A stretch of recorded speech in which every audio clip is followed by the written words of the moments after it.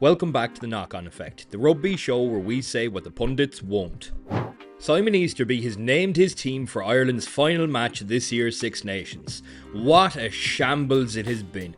In today's video, we'll discuss the fallout from the France match, we'll take a look at the team selection for the Italy match, and answer the question, what exactly has been the cause of the Irish downfall? Let's get stuck in.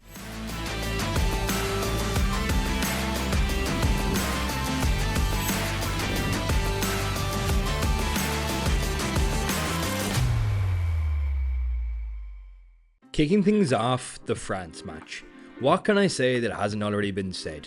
We looked like a shell of ourselves, completely void of any ideas, which is never something I would have ever said about this group of players. After our pointless purple patch in the first 20 minutes, we looked spent. Credit has to be given to the French though, they were lethal.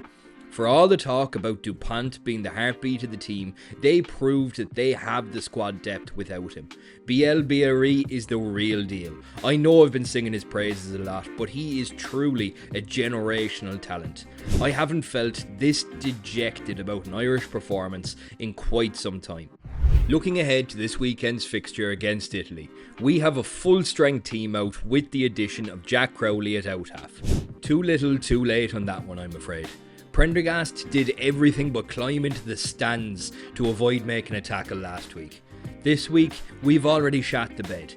We would need both England and France to lose to be in with any hope of getting out of jail. That's never going to happen.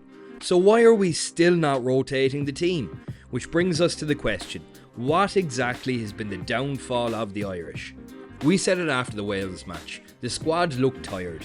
You can't play the same 15 players for every game in the Six Nations and expect to win. Fans like myself have been shouting this from the rooftops for years now. Rotate the fucking team.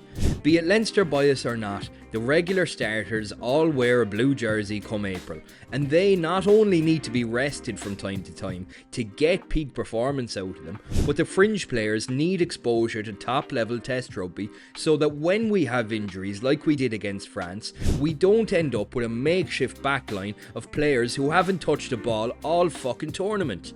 The big kick in the bollocks is when there's players like Coombs, Hodnett, Nash, Izuchukwu, Cahill Ford, and even Jamie Osborne, who are playing out of their skin for their provinces, but they can barely get a handful of minutes in the pitch. But we have someone like Sam Prendergast at 10, clearly, and not by his own fault, he was out of his depth, and we only think to rotate him when the Six Nations has already passed us by. Fuck off. I don't blame Sam.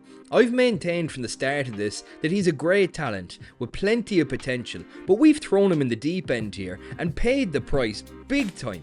We had a proven Six Nations winning out half on the bench being given a handful of minutes out of position. Why? The rotation of the squad makes no fucking sense. The players who are in form are getting no minutes, and players clearly struggling are being backed. Easterby has completely scuppered any chance we had of making history. Having no trust in the fringe players and completely cowardly approach to our team selection has been our downfall. Simple as.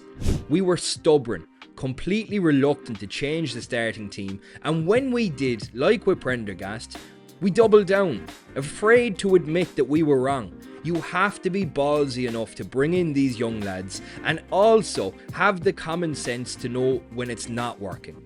Let us know what you've made of this tournament in the comments below. Cheers for watching, catch you at the next one.